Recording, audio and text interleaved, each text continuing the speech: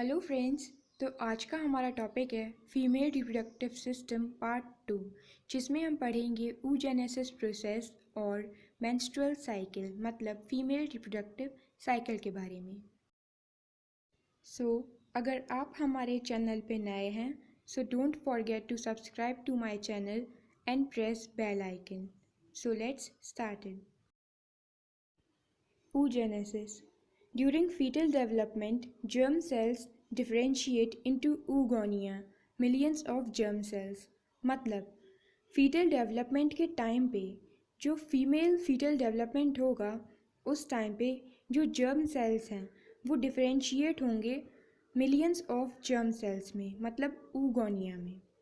और many degenerate but a few develop into primary oocyte, then enter prophase 1 of meiosis before birth stop there। मतलब जो बहुत सारे germ cells बने हैं उनमें से कई सारे डिजेनरेट हो जाएंगे मतलब ख़त्म हो जाएंगे और उनमें से जो बचे हुए हैं वही डेवलप होंगे प्राइमरी oocyte में। और जो मियोसिस स्टेज की प्रोफेज 1 है उधर पे वो जाके रुक जाएंगे मतलब अरेस्ट हो जाएंगे बर्थ के पहले। Next, at birth, about 1 million oogonia and primary oocyte in each ovary। और बर्थ के समय हर ओवरी में 1 मिलियन oogoनियाज पाए जाएंगे। About 400 mature over a women's life time.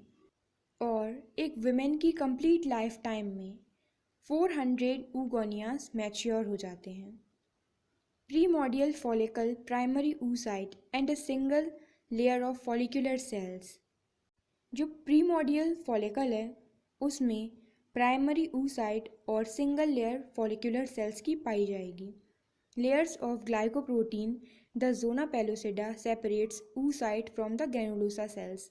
और जो ग्लाइकोप्रोटीन और जोना पेलोसिडा की लेयर है वो oocyte को सेपरेट करती है ग्रेनुलोसा सेल्स से। Ovarian cells outside follicle form 2 layers. जो ओवरियन सेल्स हैं वो फॉलिकल के बाहर 2 लेयर्स का फॉर्मेशन करेंगी। Inner vascular layer theca interna that secretes hormone. जो अंदर की लेयर है वो वेस्कुलर लेयर होगी और उसका नाम होगा थीका इंटरना। और जो थीका इंटरना है वो कुछ हार्मोन्स सीक्रीट करेगी। और जो बाहर की लेयर है मतलब आउटर फाइब्रस लेयर, बाहर की लेयर फाइब्रस होगी जिसे हम बोलेंगे थीका एक्सटर्ना और वो कनेक्टिव टिश्यूज़ की बनी हुई होगी।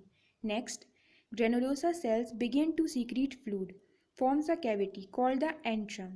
जो ग्रेनुलोसा सेल्स हैं वो फ्लूइड सीक्रीट करते हैं और उसमें एक कैविटी बनती है जिसको हम नाम देंगे एंट्रम।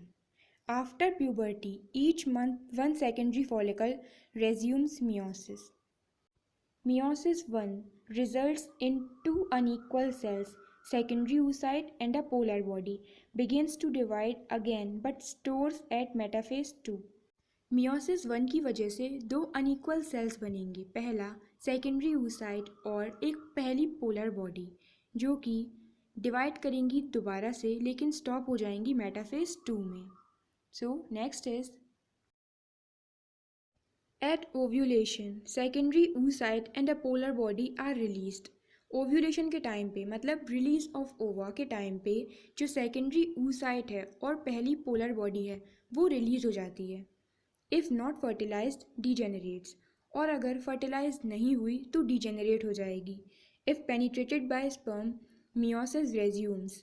और अगर स्पर्म द्वारा पेनिट्रेट हो गई तो मियोसिस कंटिन्यू रहेगा forming ovum and another polar body. और वो दोबारा से ओवम का फॉर्मेशन करेगी और दूसरी पोलर बॉडी बनाएगी। Nuclei of ovum and sperm unite to form a zygote.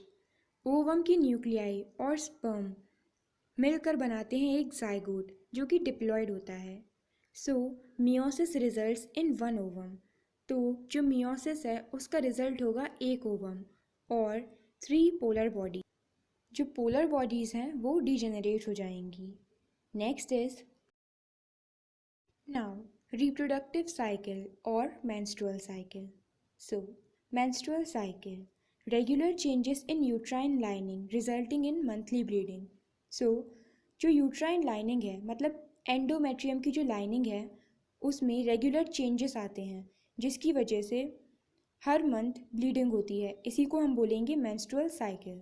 So next is menarche, first menstrual period. जो फर्स्ट मेंस्ट्रुअल पीरियड स्टार्ट होगा उस टर्म को हम नाम देंगे menarche. Next menopause, termination of cycle due to normal ageing of ovaries. मतलब natural और normal ageing of ovaries के टाइम पे जब मेंस्ट्रुअल साइकिल ख़त्म हो जाती है उस टर्म को हम नाम देंगे menopause. Next is phases of female reproductive cycle. Female reproductive cycle के 3 फेजेस होते हैं। So type cycle runs 24 to 35 days, 28 days average. So जो मेंस्ट्रुअल साइकिल है वो 25 से लेके 35 डेज तक की मानी जाती है, जिसमें से हम 28 डेज एवरेज मानते हैं। और उन्हीं 28 डेज में से हमने 3 फेजेस डिवाइड किए हैं, जिनमें से पहला है मेंस्ट्रुअल फेज़, दूसरा है प्री ओव्यूलेटरी फेज़ और तीसरा है पोस्ट ओव्यूलेटरी फेज़, जिनके बारे में हम डिटेल्ड स्टडी करेंगे। सो next is menstrual phase day 1 to day 5। मतलब जो पहला फेज़ है वो है मेंस्ट्रुअल फेज़, जो कि पहले दिन से लेके 5वें दिन तक का होगा। इस फेज़ के टाइम पे क्या क्या एक्टिविटीज़ होंगी। So FSH release stimulates the maturation of follicle, 20 or so follicles, some in each ovary begins to enlarge। मतलब जो FSH है मतलब फॉलिकुलर स्टिमुलेटिंग हार्मोन वो रिलीज़ होगा और स्टिमुलेट करेगा फॉलिकल्स के मैच्योरेशन को, और हर ओवरी में जो फॉलिकल्स हैं वो अपना नंबर बढ़ाना शुरू करेंगे। और in the uterus the stratum functionalis is shed. Uterus में जो स्ट्रेटम फंक्शनैलिस है वो टूटना शुरू होगी, जिसकी वजह से discharging 50 to 150 ml of blood, tissue fluid, mucus and epithelial cells. So जो यूट्रस की लाइनिंग मतलब एंडोमेट्रियम में स्ट्रेटम फंक्शनैलिस है वो टूटेगी, जिसकी वजह से ब्लीडिंग स्टार्ट होगी। ब्लड में कुछ म्यूकस, फ्लूइड और एपिथेलियल सेल्स शेड होके आएंगे, जिसका amount 50 to 150 ml of blood होगा। Next, declines of estrogen and progesterone causes the spiral arteries to constrict. जो ईस्ट्रोजन और प्रोजेस्टेरॉन है वो कम होगा, जिसकी वजह से जो स्पाइरल आर्टरीज हैं उनमें कॉन्स्ट्रिक्शन होगा। Sales become ischemic and die and are sloughed off. Next is pre-ovulatory phase, most variable day 6 to day 13। जो प्री ओव्यूलेटरी फेज है उसका टाइम पीरियड होगा 6th डे से लेके 13th डे तक। Follicles continue to grow. Granulosa cells produce increasing amounts of estrogen and some progesterone. This causes LH to be secreted but stored in the pituitary। मतलब जो follicles हैं वो continuously grow करेंगी और जो ग्रेनुलोसा सेल्स हैं oogonia के बाहर उनका अमाउंट बढ़ने लगेगा, जिसकी वजह से वो ईस्ट्रोजन का सीक्रीशन को बढ़ाएंगी और कुछ प्रोजेस्टेरॉन भी रिलीज़ करेंगी, जिसकी वजह से जो LH है वो सीक्रेट होना शुरू होगा, मतलब कि ल्यूटेनाइजिंग हार्मोन निकलेगा और पिट्यूटरी ग्लैंड में स्टोर हो जाएगा। Next, dominant follicle secretes inhibin. जो डोमिनेंट फॉलिकल हैं वो इनहिबिन सीक्रेट करेगी, inhibiting growth of other follicles and continuous to develop into a mature follicle.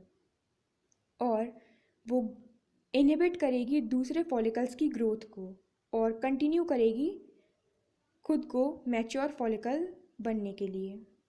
Called follicular phase in ovary, इसलिए हम प्री ओव्यूलेटरी फेज को follicular phase भी बोलते हैं। Next, in the uterus the estrogen produced by the developing follicles cause the cells of the stratum basilis to produce a new stratum functionalis and thickness of endometrial doubles।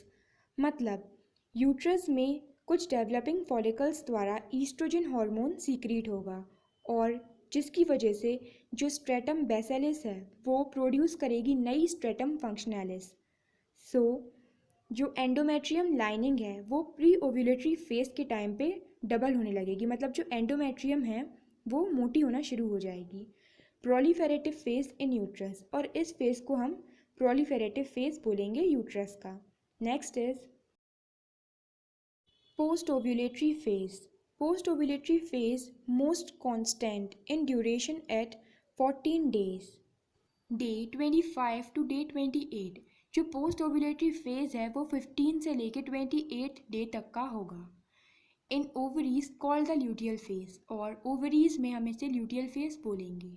If fertilization does not occur at the end of 2 weeks, the secretion of corpus luteum decline and it degenerates into corpus albicans, that is called white body।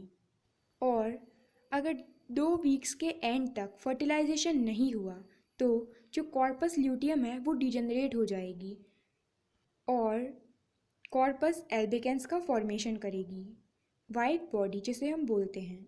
In the uterus progesterone promotes, और uterus में जो progesterone hormone है वो promote करेगा growth of endometrial gland which secrete glycogen. Endometrial glands की growth को जो कि ग्लाइकोजन सीक्रीट करेगी।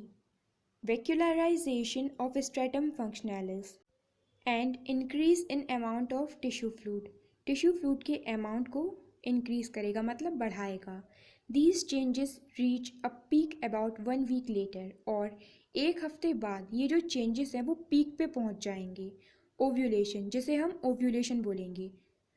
14th डे को हम LH सर्ज बोलते हैं, मतलब ल्यूटिनाइजिंग हार्मोन जो है वो अपनी पीक पे होता है और उसी टाइम पे ओव्यूलेशन होता है। Called secretory phase in uterus, और यूट्रस में जिसे हम सीक्रेटरी फेज बोलते हैं। So next is, so friends here you can see the diagram जिसमें कि हम अलग अलग हॉर्मोन्स का अलग अलग एक्शन देख रहे हैं एंडोमेट्रियम पे। पहला है मेंस्ट्रुएशन टाइम पे कौन सा हार्मोन एक्ट करता है, सेकंड है follicular phase, third is luteal phase, और उसके बाद नेक्स्ट साइकिल स्टार्ट हो जाती है।